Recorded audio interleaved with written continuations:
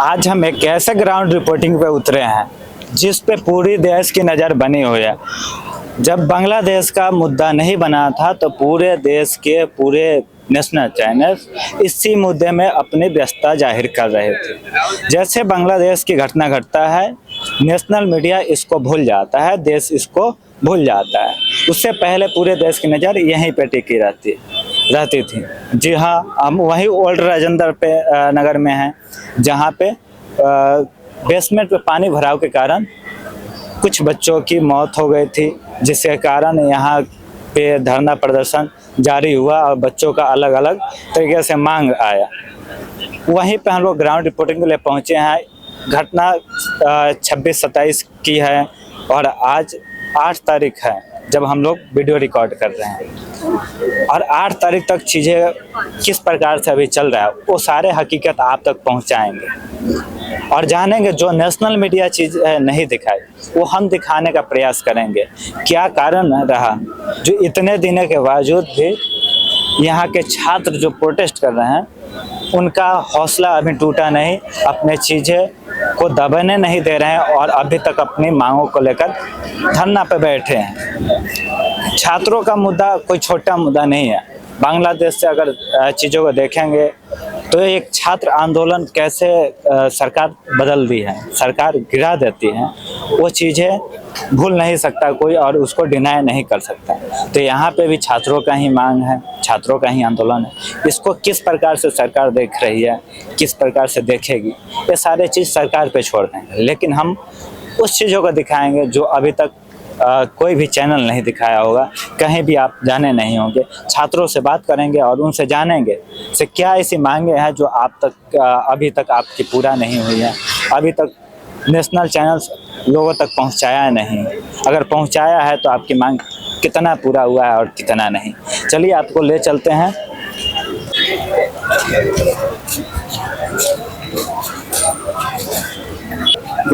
Peaceful candle march का साथ दें। ट्रैफिक का ध्यान रखेंगे।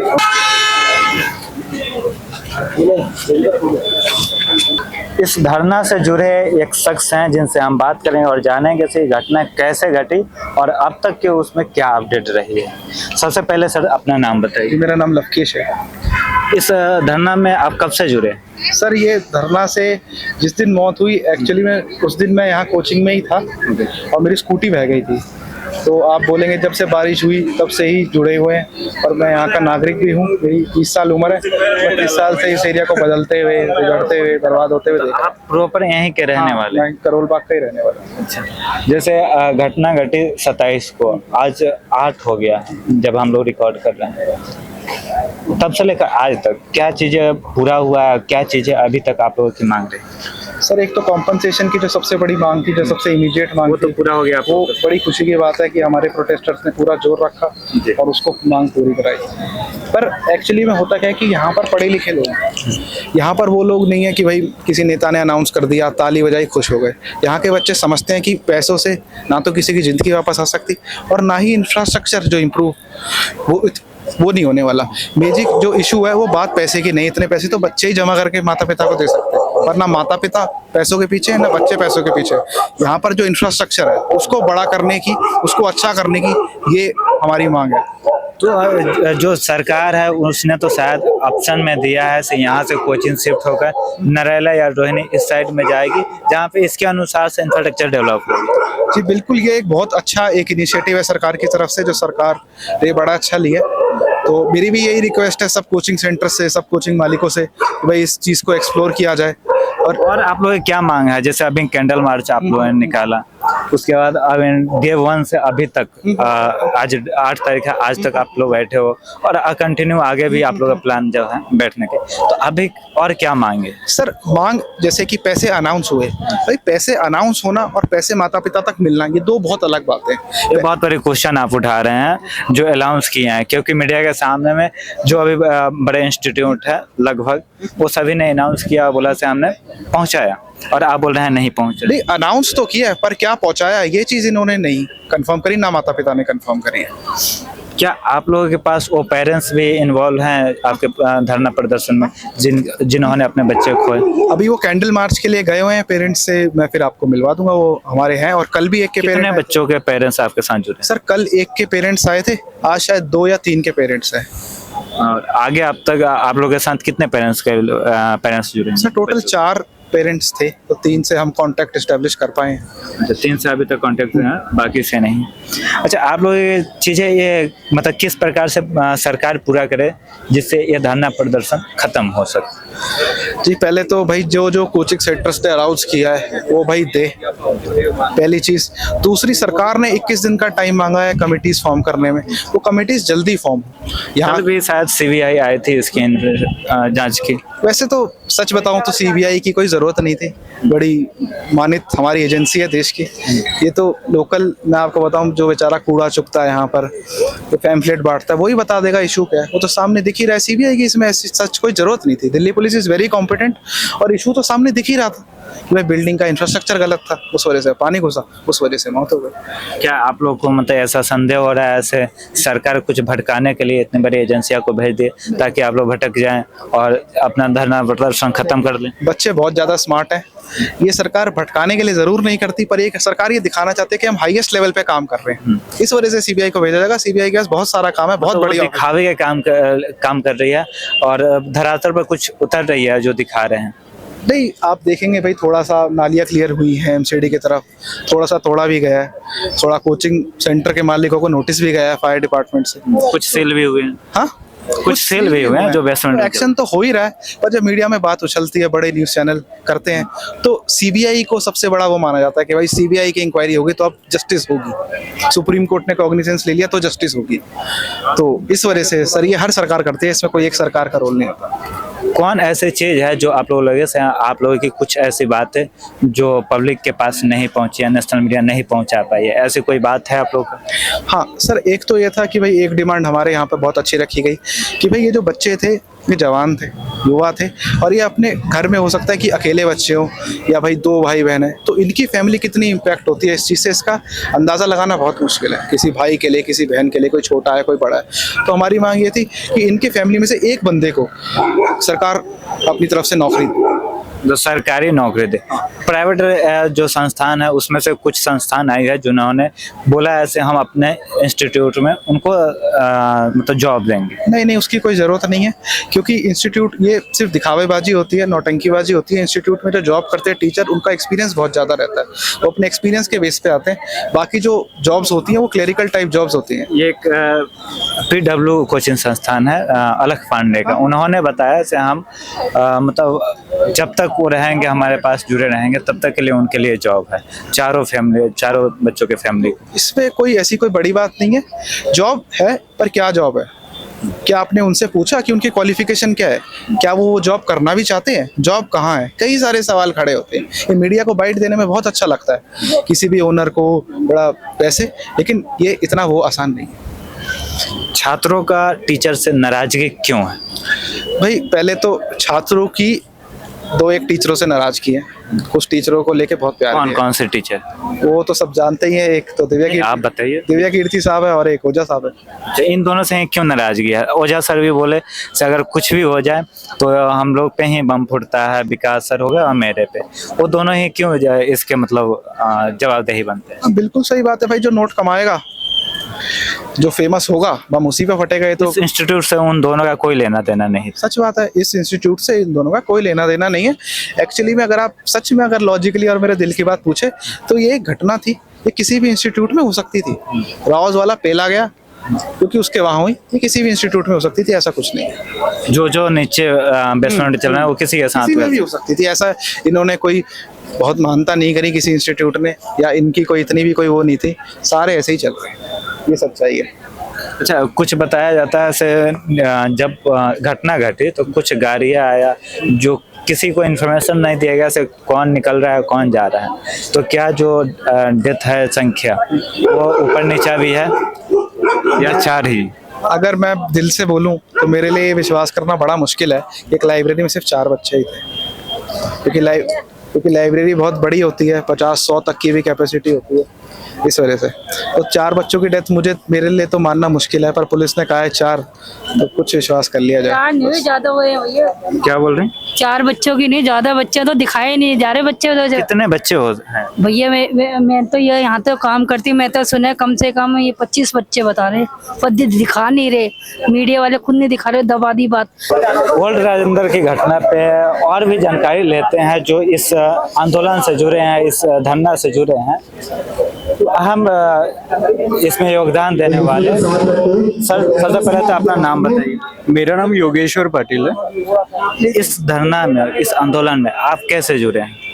जी, मैं तो एज ए एस्पिरेंट जुड़ा, क्योंकि जिस दिन ये घटना घटी उस दिन हम यही थे, फिर हम इस साइड पे आ गए, फिर हमने यहाँ जो इंसिडेंट था वो खुद हमने देखा, फिर as a solidarity out of as we are student हम यहाँ आए और हम यहाँ इकट्ठा हुए। और हमारे इकट्ठा होने का एकमात्र कारण था कि जो छात्र थे वहाँ हम भी हो सकते थे, और उनकी मौत बहुत दर्दनाक तरीके से हुई, तो हमारा एकमात्र उद्देश्य था कि उनके साथ न्याय हो, इसलिए हम यहाँ इकट्ठे हुए। जो घटना घट रहा था उस समय आप घटनास्थल पे? हाँ, घटना 7 बजे के अराउंड हुई थी, रात के 7 बजे के अराउंड, और हमें पता लगा था 10 बजे के अराउंड, तो 10 बजे के बाद हम यही थे यहाँ।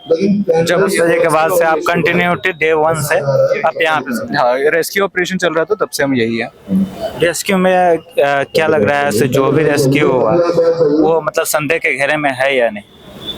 काफी लोगों का कहना है ऐसे, हमें विश्वास करना बहुत मुश्किल हो जा रहा है ऐसे। हाँ, हमारे 4 ही साथी हो सकते हैं। बिल्कुल बिल्कुल, क्योंकि ये जो बेसमेंट लाइब्रेरी है उसका कैपेसिटी बताया जा रहा है कि बहुत ज़्यादा था, 80 से 100 विद्यार्थी एक टाइम पे इसमें रह सकते थे। तो ये तो हो नहीं सकता कि जब पीक टाइम है 7 बजे के अराउंड, तो ऑब्वियस सी बात है कि ज़्यादा स्टूडेंट्स वहाँ थे। और बात ये है कि उसमें से बस 3 ही विद्यार्थी फंसे होने की जो पॉसिबिलिटी वो बहुत ज़्यादा कम है। उसके अलावा जो भी यहाँ लोग खड़े थे, तो उनमें एक डाउट ऐसा है कि बहुत से एम्बुलेंस यहाँ आई, और पुलिस की जो या रेस्क्यू ऑपरेशन के टाइम पे जो एक्टिविटीज़ थी वो थोड़ी यहाँ स्टूडेंट्स को डाउटफुल लग रही है, इसलिए। और डेड बॉडीज जो फैमिलीज को देने में भी विलम्ब किया गया, तो इसलिए स्टूडेंट अश्योर्ड नहीं है कि बस 3 डेथ्स हुई।